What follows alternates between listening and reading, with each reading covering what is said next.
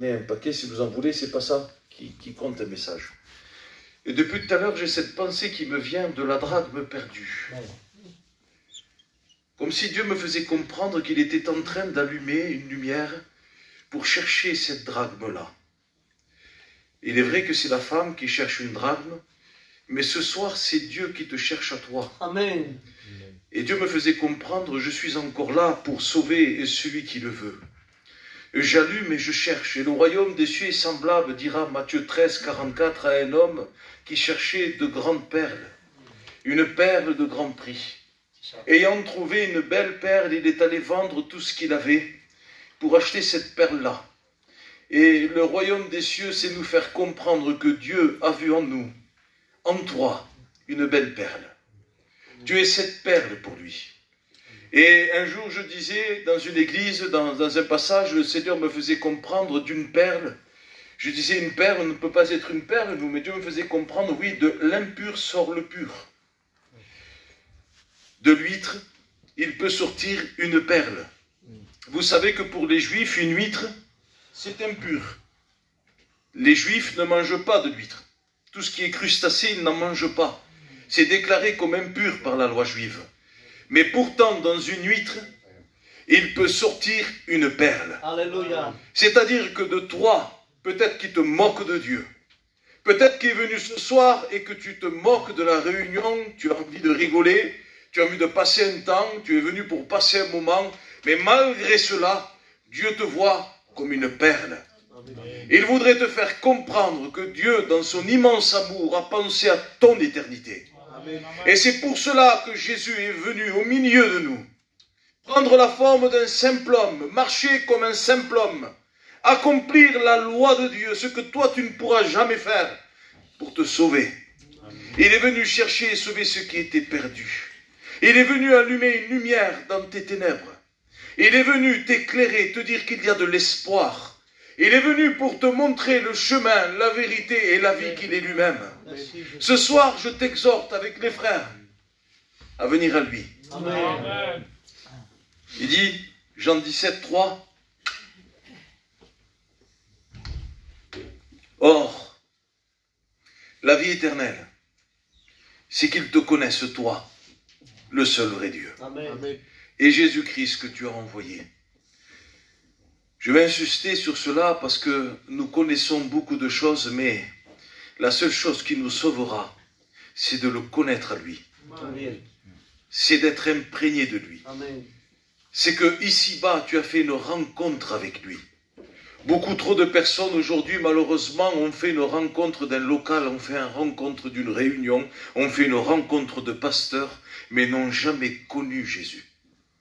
Et pourtant, c'est cela qu'il faut que nous ayons dans nos cœurs, cette rencontre avec lui, avec ce Dieu qui t'a cherché depuis toute éternité. Dieu a eu dans son plan le désir de sauver les hommes. Depuis plus de 6000 ans, il y a eu 6 dispensations. Les 6 dispensations, il y a 7 dispensations, la dernière c'est le millénium, nous sommes dans la 6e, c'est la dispensation de la grâce. Et le mot dispensation veut dire dispenser. Pour ceux qui n'aiment pas se faire le sport, c'est qu'à un moment donné, on va faire du sport et qu'on dit que je vais mentir au professeur, pour être dispensé, je vais faire quelque chose, je vais marquer un mot. Dieu a fait cela pour t'éviter le jugement, il a mis des dispensations. Et il a mis une dispensation qui est particulière, c'est celle que nous vivons aujourd'hui, qu'il a introduit lui-même dans Luc 4, 17, une année de grâce. Amen. Une année où il veut sauver les hommes. Une année où il veut pardonner le pécheur. Une année où le péché qui a abondé, Dieu par sa grâce a voulu qu'elle surabonde. La grâce de Dieu a surabondé en Jésus-Christ. Écoute-moi, je veux te dire quelque chose. Si tu ne connais pas Jésus, tu ne pourras jamais rentrer au ciel. Dieu voit un point noir. Je pense que le frère au fond, il ne le voit même pas. J'aime bien dire cet exemple. Ce point-là, Dieu voit un point noir dans le noir. 99% de chrétiens, s'il y a 1% qui n'est pas chrétien, tu ne rentreras pas. Et il dit rien d'impur, ni de souillé, ne rentrera dans mon royaume. C'est vrai. C'est vérité de Dieu. Parce que Dieu, le Dieu que je vous prêche, il est saint. Le premier attribut de Dieu, c'est qu'il est saint. Dieu est saint. On ne rigole pas avec Dieu. Dieu, c'est pas un gitan, c'est pas un jeune arabe. Moi, je suis moitié marocain, moitié gitan. Espace gitano, espace arabe, il n'est pas comme nous. Il ne pardonne pas, il dit Yababé, il n'y a pas de Yababé. Pourquoi je dis ça? Pourquoi je montre que cette sévérité-là? Parce que lorsqu'on comprend le don de Dieu, lorsqu'on comprend Christ crucifié, lorsqu'on comprend ce que ça a coûté à Dieu, on comprend combien Dieu va juger et n'épargnera pas. Si Dieu n'a pas épargné son Fils, combien il n'épargnera pas les hommes qui se seront moqués de la grâce de Dieu? Il dit que les hommes ont été mis à mort sous 2 ou 3 témoins pendant la loi de Moïse. Parce qu'ils ne respectaient pas les commandements. À combien plus celui qui aurait estimé pour profane le sang de la nouvelle alliance, le sang de Jésus-Christ. Et Dieu veut te faire connaître ce sang-là. Dieu veut te faire connaître la vie éternelle. La vie en abondance. Il dit, je veux que mes brebis aient la vie.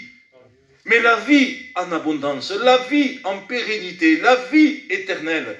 Dieu veut te donner la vie éternelle. Il n'est pas venu pour que nous soyons heureux ici-bas. Bien qu'il le fait. Bien que dans sa grâce, mon frère a été délivré. Il dit des profondeurs de l'abîme, psaume 130, pardon. Il dit des profondeurs de l'abîme, je t'invoque, ô Éternel. C'est-à-dire qu'on peut être dans les profondeurs des ténèbres, comme mon frère était. À partir du moment où dans notre cœur, il y a un désir de nous tourner vers lui, alors s'accomplit cette parole qui est dans Ésaïe 45, 11. Tournez-vous vers moi et soyez sauvés. Amen. Car je suis Dieu. Même si vous êtes aux extrémités de la terre, tournez-vous vers moi et soyez sauvés. Amen. Ce n'est pas un problème le démon pour Dieu. Ce n'est pas un problème ton péché pour Dieu. Ce qui est un problème pour lui, c'est que tu lui tournes le dos. C'est que tu ne veux pas le rencontrer. Et on ne prend même plus conscience de la valeur d'une réunion. Une réunion, ça a une valeur éternelle. Alléluia. Une réunion, c'est rencontrer Jésus. C'est rencontrer la vie éternelle. Tu ne l'as pas. Si tu n'as pas Jésus dans ton cœur, tu n'as pas la vie éternelle. Tu ne pourras pas être sauvé. Et rien d'impur, et rien de souillé ne rentrera dans son royaume. Le prophète Ésaïe, dans le livre prophétique d'Ésaïe, du prophète Ésaïe, chapitre 6, me laisse guider par Dieu, je ne veux pas être cadré. Amen. Il dira, malheur à moi. Et pourtant, tu es un prophète quand même. Tu es le prophète de l'Éternel. Mais quand il voit le Dieu saint, il dit, malheur à moi, car mes yeux ont vu le Saint. Et il voit les séraphins en train de chanter, Saint, Saint, Saint est l'Éternel des armées. La terre est remplie de sa gloire. Et cet homme-là, pourtant qui était choisi par Dieu, est saisi de crainte et de tremblement. Il dit, le commencement de la connaissance de Dieu, Proverbe 1, c'est la crainte de l'Éternel. Il faut qu'on réalise devant qui nous nous tenons. On n'est pas là pour faire une réunion, pour passer un temps, chanter 2-3 cantiques, rentrer chez nous. J'ai pas fait 60 km, je ne me suis pas perdu dans un endroit pour vous dire à vous, on est là, c'est bien, on chante, c'était une bonne réunion, merci Seigneur. Allez, le candidat il a bien prêché, on s'en va chez nous, il a mal prêché. Non! C'est question d'éternité. C'est question de vie éternelle. C'est question pour l'âme qui ne se rompt pas, que l'âme qui ne rompt pas devant Dieu. Ce saint prophète qui était choisi par Dieu se dit, malheur à moi. Il a fallu qu'un ange touche la braise du charbon, qu'il le mette sur sa bouche pour que son péché soit expié. C'est de l'abondance du cœur que la bouche parle. Nous serons jugés selon nos paroles. C'est notre cœur qui est tortueux, qui est mauvais. C'est-à-dire que mon ami, écoute bien, si tu n'as pas en ton cœur rencontré Jésus, symbole de cet autel-là, qui à un moment donné, il dit que la terre était remplie de sa gloire. Normalement, il aurait dû dire, le ciel est rempli de sa gloire. Il dit non, la terre, parce que c'était une vision prophétique de Jésus qui descendait sur la terre. C'était une vision déjà de l'autel de Dieu, de tout ce qui allait se passer dans le ciel, la mort, la résurrection du Seigneur. Et si on ne prend pas garde que cette braise-là de l'autel de Dieu, qui est le charbon, qui est le bois de Dieu, le bois de la croix, qui ne vient pas toucher nos cœurs, qui ne vient pas toucher nos vies, notre langage ne change pas, notre façon de vivre ne change pas. Je ne te prêche pas une religion, je ne te prêche pas de venir à un local. Je ne prêche pas de prendre un foulard. Je ne prêche pas, moi, de t'adapter, de venir prier comme nous. Si tu n'as pas rencontré Dieu, tu seras le plus malheureux des chrétiens. Mais je te prêche la vie éternelle. Et la vie éternelle, c'est Jésus.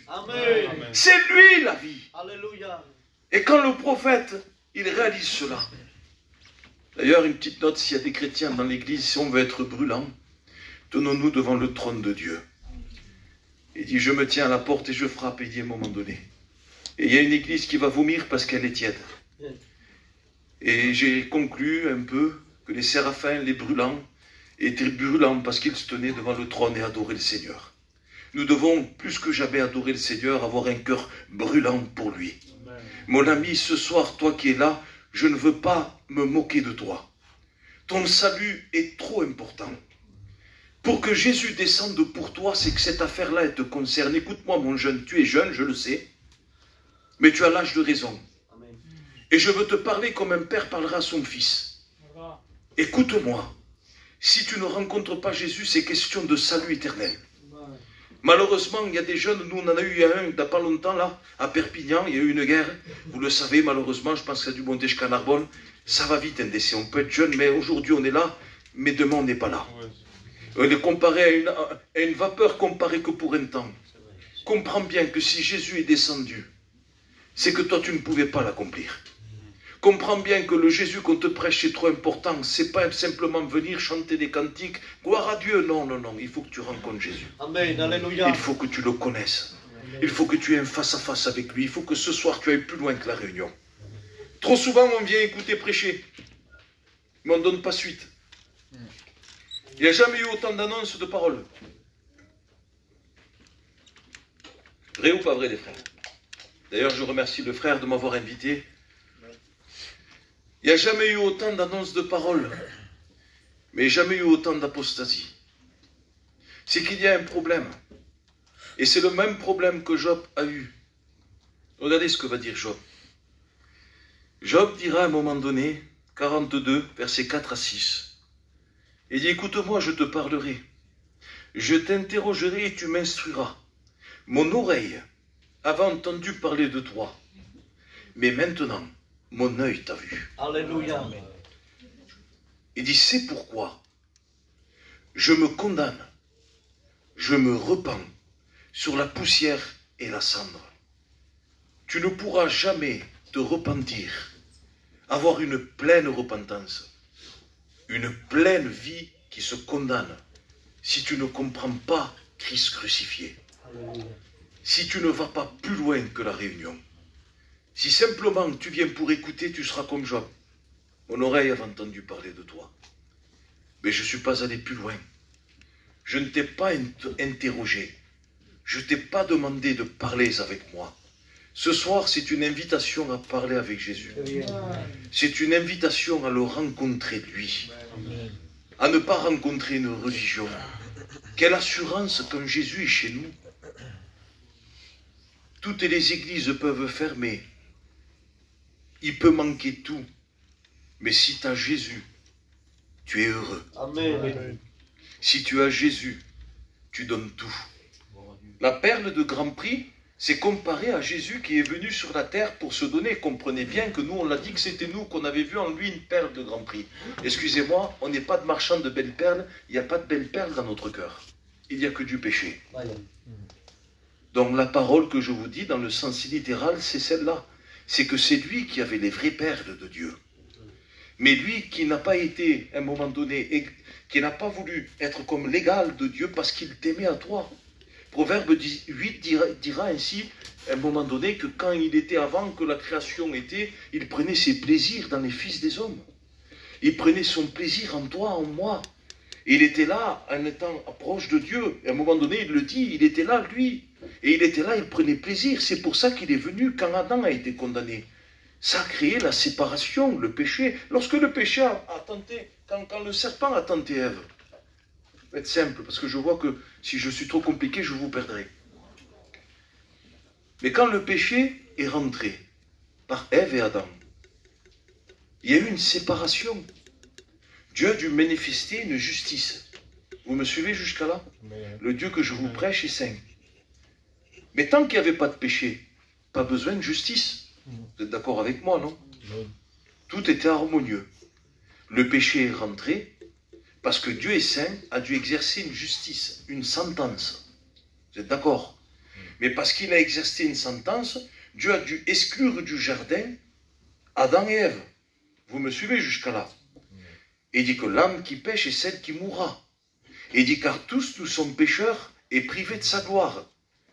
C'est-à-dire que nous avons tous hérité de la vaine manière de vivre qui a été en Adam. Et Dieu, à un moment donné, est obligé d'exercer une justice. Adam, malgré que je t'aime, tu ne pourras pas habiter avec moi.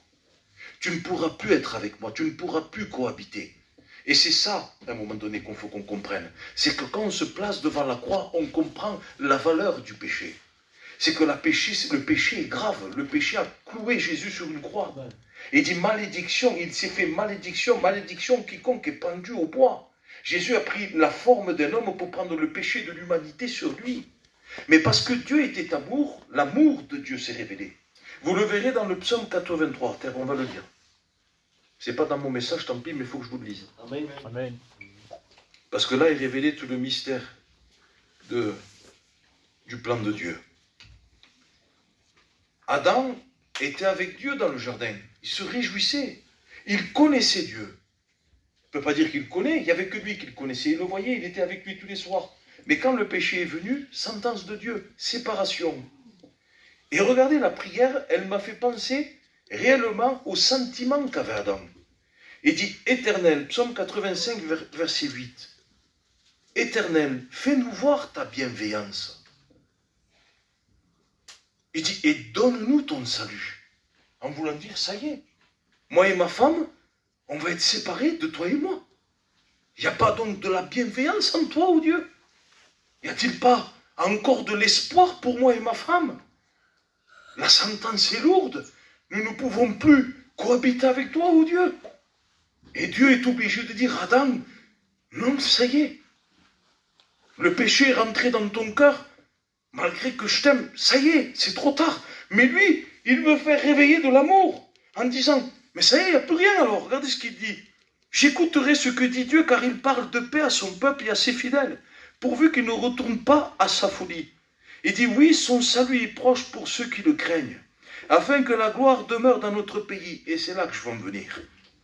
Il dit, l'amour et la vérité se rencontrent. Écoutez bien.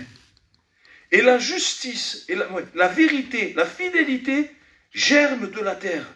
Et la justice se penche du haut des cieux. Non, c'est là, excusez-moi. La bienveillance et la vérité se rencontrent. La justice et la paix s'embrassent. Seigneur, quand j'avais lu ce psaume, je n'avais pas compris, moi. J'ai dit, comment c'est possible que la justice de Dieu qui a été manifestée s'embrasse avec la paix? Parce qu'il y a eu un don. Il fallait qu'il y ait un don. Pour que la justice de Dieu et la paix de Dieu s'embrassent, il a fallu que Jésus descende. Amen. Regarde ce qu'il dit. La vérité germe de la terre. Il dit, mon serviteur germe sortira. Isaïe 42. Et l'œuvre de l'Éternel prospérera entre ses mains. Il dit, la justice se penche du haut des cieux. Dieu regarde son Fils sur la terre. Il dit, voici mon bien-aimé. Voici l'agneau de Dieu qui ôte le péché du monde. Et quand Jésus a regardé, quand Dieu regardait son Fils, il dit aux hommes, voici mon Fils bien-aimé en qui j'ai mis toute mon affection, tout mon cœur, tout mon amour est dans mon Fils. C'est lui qui va vous sauver. Écoutez-le. Ce soir, je t'invite à l'écouter. Je t'invite à le suivre. Et il dit que la justice du haut des cieux se regarde. Il dit, l'Éternel aussi donnera le bonheur. Et notre terre, notre cœur, donnera ses produits. C'est-à-dire que lorsqu'on suit Jésus, lorsqu'on le suit, qu'on veut le connaître, notre cœur produit des fruits dignes de repentance. Nous avons envie de nous repentir. Nous avons envie de le connaître. Ce soir, il faut que tu ailles plus loin qu'une réunion. Il y avait un homme aussi qui s'appelait Philippe. Philippe, c'était un apôtre, c'est quand même quelque chose. Et il dit à un moment donné, Jésus va lui dire comme cela. Il va dire, regardez Jean 14, versets 7 à 9. Si vous me connaissez, vous connaîtrez aussi mon Père. Et dès maintenant, vous le connaissez et vous l'avez vu. Philippe lui dit, Seigneur, montre-nous le Père et cela nous suffit. Jésus lui dit, il y a si longtemps que je suis avec vous, et tu ne m'as jamais connu. C'est-à-dire, il y a si longtemps que je suis avec vous. Jésus, il est là au milieu de nous. Et il y a si longtemps que tu viens avec le nous. Et le nous avec toi, ça fait vous. C'est-à-dire que Jésus, il y a si longtemps qu'il est avec toi, là, qu'il est là dans les réunions. Mais toi, tu ne fais pas en sorte de le connaître. Tu ne veux pas t'imprégner de lui. Philippe, à un moment donné, ne le connaissait pas. On peut être là, marcher avec Jésus. Ce que je vous dis, c'est réel. Philippe, qu'est-ce qu'il dit, Matthieu 7? C'est simple. Seigneur, un jour de l'avènement, quand Jésus reviendra, moi que je vous prêche, je ne suis pas sûr. Ça ne suffit pas de prêcher. Ça ne suffit pas de prophétiser. Ça ne suffit pas de chasser les démons. Qu'est-ce qu'il dit Jésus, Matthieu 7? À la fin des temps, les hommes viendront et ils me diront, Seigneur, Seigneur, n'avons-nous pas prophétisé? N'avons-nous pas chassé des démons? N'avons-nous pas mangé la Sainte Seine avec toi? Il dit, arrière de moi, je ne vous ai jamais connu, ouvrier d'iniquité. Ce soir, Dieu veut que tu le connaisses. J'insiste sur ce mot. Parce qu'à un moment donné, l'apôtre Paul va dire quelque chose. Lorsque je l'ai connu, j'ai estimé comme rien par rapport à l'excellence du don, à la connaissance du don de Dieu, par rapport à la connaissance de la croix, de Christ crucifié, qu'on comprend que Jésus est mort pour nos péchés, que la justice de Dieu, c'est que son Fils meurt. Il a plu à Dieu de le briser. Il a brisé son Fils. Il a pris le péché de l'humanité sur lui. Il a fait retomber sur lui l'iniquité de nous tous. Et je le dis souvent, le mot iniquité, c'est le mot en hébreu paga, comme un gitano, tabaï para. Le même mot, ça veut dire que Dieu a fait retomber sur son Fils l'iniquité de nous tous. Mais ce verset-là aussi nous ramène dans la Genèse, il nous ramène au commencement, parce que ce verset-là nous révèle que l'amour de Dieu, la bienveillance de Dieu, qui a attendu Adam dans le jardin en disant la sentence elle est lourde, je ne pourrai plus Seigneur, je ne pourrai plus, ça y est, il n'y a plus de séparation, je suis un pécheur, je ne peux plus me sauver alors. Fais réveiller ton amour, c'est ça, Dieu a fait réveiller l'amour de Dieu, et l'amour de Dieu, c'est Jésus-Christ. Quand Dieu a envoyé Jésus-Christ, il dit voici mon Fils, mon amour sur la terre, il est là. Et quand à un moment donné on comprend le mot retomber, ça veut dire qu'il s'est mis à intercéder. C'est ça que ça veut dire. Il s'est mis à prier. Il s'est mis à s'interposer.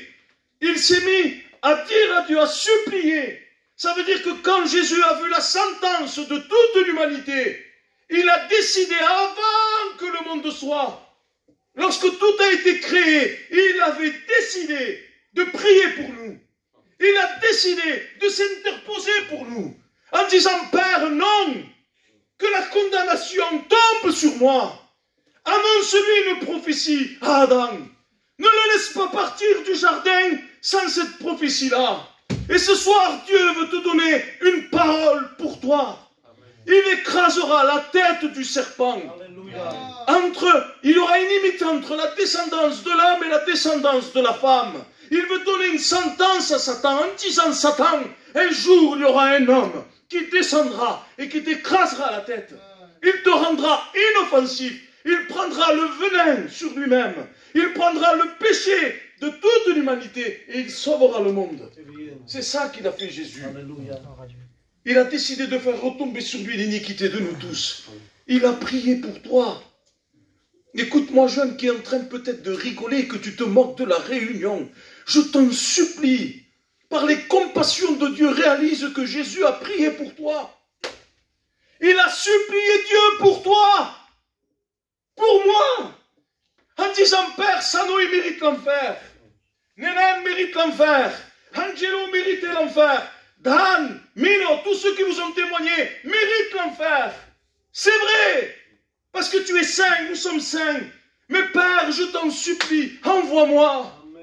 Il dit, tu n'as agréé ni sacrifice ni holocauste, mais tu m'as formé un corps, afin que je fasse ta volonté. Alors Jésus est venu sur la terre, comme nous, accomplir les 10 commandements. Dieu a mis les commandements, pourquoi? Il faut arrêter, c'est simple la Bible. Pourquoi Dieu a mis les commandements? Pour nous amener à l'impossibilité. Pour dire, tu n'y arriveras pas. Il dit, car je connais, moi, les projets que je fais pour vous, projets de paix et de bonheur. Mais moi, je disais, mais Seigneur, tu leur as amené une loi. Mais c'est pas possible que tu dis un projet de paix et de bonheur. Mais oui, j'ai voulu les amener tous dans un sens issu. Ce soir, j'ai envie, j'ai qu'un seul but, c'est t'amener dans une impossibilité. Salon, qu'est-ce que tu racontes? T'es malade, non? T'es un pasteur, tu dois prêcher le salut. Je veux que tu repartes de celui en te disant, malheur à moi, je suis impossible de me sauver, Dieu va me juger, je vais en enfer. Si tu penses ça ce soir, j'ai réussi la réunion. Si tu penses ça ce soir, j'ai réussi la réunion. Pourquoi? Parce que tu chercheras une issue de secours. Si là, le local, tout va bien, un exemple simple, je me laisse guider les frères, hein? Là tout va bien, on se régale, on est ensemble. Mais si d'un coup on prend conscience que le local, il y a le feu. Cette petite porte de secours que personne ne veut la prendre là-bas. Vous la voyez là-bas? Elle n'a pas d'utilité, vous la voyez tous, avec le petit voyant vert là. Je vous promets que cette porte-là, quand on va voir que tout est condamné et qu'on est dans le feu, cette porte-là, on va tous courir pour la prendre. Jésus va dire, je suis la porte. Nul ne rentrera que par moi. Il est le chemin, la vérité et la vie. Nul ne va au Père que par lui. C'est lui que nous devons suivre. Je ne vous invite pas à suivre des réunions, des programmes, c'est pas ça. À vous baptiser, la baptiser, je ne sais pas quoi. C'est pas ça, tu ne nous as pas envoyé baptiser, dira Paul. Mais sauver. On vous prêche la vie éternelle. Et quand on le connaît, King Gotch, pas être long, j'arrête là. Ça se fait plus de demi-heure que je prêche. Je vais arrêter là. De le connaître lui. Jésus a pris la forme d'un homme pour nous. Il s'est humilié lui-même, se rendant obéissant jusqu'à la mort de la croix. Mon Dieu Seigneur, c'est-à-dire qu'à un moment donné, regardez, ils méritent tous l'enfer, Seigneur, tous. Mais moi, je vais les racheter à tous. Je vais faire ta volonté. Tu prends ton plaisir, Père, en lui. Parce que c'était ça, hein. C'est l'amour de Dieu qui se réveille, hein, dans le jardin d'Éden. Tu prends plaisir à Adam. Et oui, je prenais plaisir, c'était ma créature. Alors, parce que le diable ne pouvait pas s'en prendre à Dieu, il s'en est pris à sa créature. Mais oui, je prends plaisir en lui. Eh bien, écoute, papa, en quelque sorte, hein, en gitan, pour vous faire comprendre. Ouais, papa, tu prends plaisir en lui. Je vais te le racheter. Mais comment? Je vais mourir, Père. Je vais faire ta volonté. Je vais descendre, mon Père. Et je vais accomplir les commandements pour toi. Et ce que les hommes n'ont pas pu accomplir, moi je le ferai, Père. Les commandements, c'est simple, c'était pour nous montrer. C'est les 10 marches qui nous amenaient au ciel. Tu veux monter au ciel par toi-même? Tu veux essayer de te sauver, tu n'y arriveras jamais. Tu veux faire le saint, le sanctifié, on a essayé, on n'a pas réussi. Les commandements, c'est tu aimeras le Seigneur ton Dieu de toute ton âme, de toute ta force, de toute ta pensée. Tu aimeras ton prochain comme toi-même. Es-tu capable de monter déjà juste les 2 premières marches? C'est comme un escalier qui relie la terre au ciel. Voilà les 10 commandements. Tu veux monter par toi-même, monte les marches, mais accomplis les 10 commandements.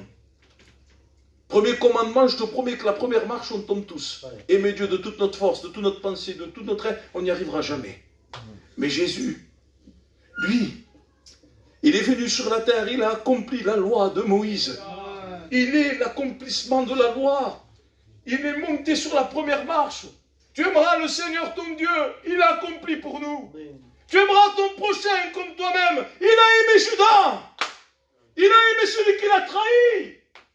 Il lui a lavé les pieds dans Jean 13. Il lui a montré qu'il aimait. En voulant dire, toi, même toi, Judas, si tu te repens, je te sauve. Il lui a donné l'opportunité de se sauver, même qu'il était déclaré comme le fils de la perdition. Il lui a laissé une porte ouverte. Mais parce que c'était prédestiné dans son cœur d'être comme cela, malheureusement, ça a été le fils de perdition. Parce qu'il a voulu, il a résolu. Et je sais très bien que ce soir, il y a des personnes qui ont résolu dans leur cœur de ne pas suivre Dieu. Mais tu en payeras un lourd tribut. Tu iras dans un endroit de tourment pour l'éternité. Et qu'est-ce que c'est que l'enfer? C'est d'avoir refusé le Fils de Dieu. C'est d'avoir estimé pour rien le sang de Jésus-Christ. Jésus, quand il a monté les marches, il n'a pas monté comme un héros comme ça, là, en se régalant, comme un, excusez-moi, un touriste. il a monté avec sa croix. Marche après marche. Et il a laissé du sang pour nous. Le chemin du sang de Jésus qui nous a ouvert le ciel. Alléluia. Jésus sur la croix, les anges ne pouvaient même plus regarder. Si un homme regardait vers le ciel, aucun ne pouvait accéder au ciel par lui-même. Mais Jésus, lorsqu'il a levé les yeux sur les cieux, les yeux vers le ciel s'est tu. Les anges ont dû regarder en disant, mais quel est ce regard-là? Le regard d'un homme qui est saint, qui est sans défaut. C'est le regard de Jésus-Christ. Il a désarmé les anges, désarmé toutes choses. Et désormais ce soir, si tu te repens, tu seras sauvé. Tu pourras gravir les marches avec lui. Une histoire nous dit un témoignage, j'arrête là. Un témoignage d'un petit enfant. C'est mon ancien patette qui me l'avait enseigné, qui me l'a montré. Il est pour mourir ce témoignage-là. Et c'était, il me dit, regarde, c'était un enfant, il voulait voir une maison, un royaume. Et il y avait 2 soldats devant lui là. Et les 2 soldats, ce petit garçon, il voit les marches.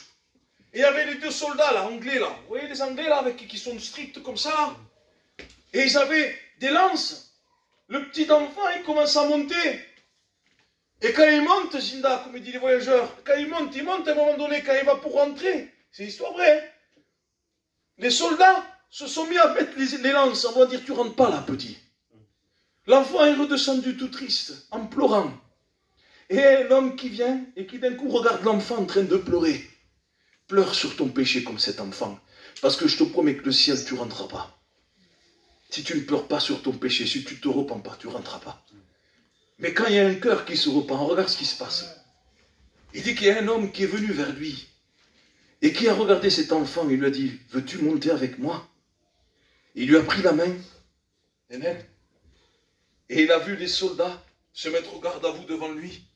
Et lui dit, rentre, rentrez roi, messire. Et ils lui disent, mais qui es-tu? Et l'enfant, il était heureux, il rentre, il voit le royaume. Il lui dit, mais qui es-tu? Il dit, je suis le fils du roi. Alléluia. Je te promets que si tu ne tiens pas la main de Jésus, Alléluia. si tu ne connais pas Jésus dans ton cœur, si le sang de Jésus qui est dans ses mains ne t'a pas touché pour pardonner tes péchés, tu ne rentreras jamais dans le royaume. Mais si ce soir tu pleures comme cet enfant en disant, je réalise, ça y est, je ne peux pas me sauver alors, je ne pourrai plus jamais, mais que tu regardes à Christ crucifié, et que tu regardes à sa mort et sa résurrection, tu seras sauvé. C'est simple l'évangile, c'est le connaître. Vous manquez la meilleure des choses de le connaître. Frère, je connaître Jésus. Est-ce qu'on vit une vie de sainteté comme ça là? Sainteté à l'éternel? C'est pas vrai.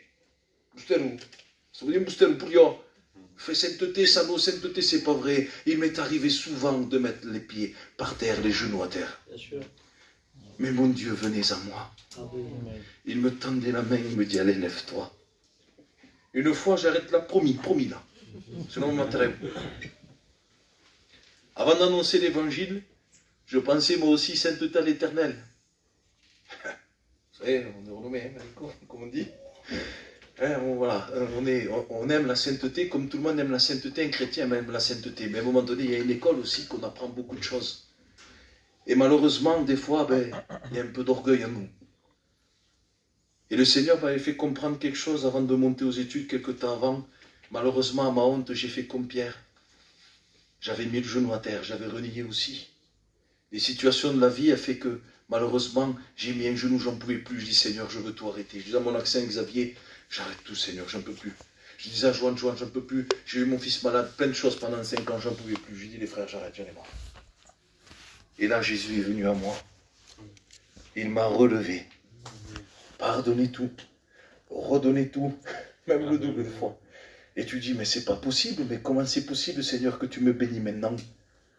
Et il m'avait fait comprendre quelque chose, s'il te plaît. Le jour où tu prêcheras, ne me cache pas derrière ta Bible. Dis-leur que si je t'ai pardonné à toi, je peux les pardonner aussi. Amen. Je veux te dire quelque chose, je vais être loyal envers mon Dieu. Il n'y a qu'un seul Saint, il s'appelle Jésus. Amen. Va à lui ce soir. Connais-le. Vis avec lui. Je te promets que ça vaut le coup. Amen. Jeune, je ne te parle pas d'un bonheur de la terre, peut-être tu n'en auras pas. Mais tu auras la félicité pour l'éternité. Tu ne seras plus jamais seul. Lorsque tu prieras, il sera là. Amen, on prie les frères. J'étais un peu long. Mais j'ai mis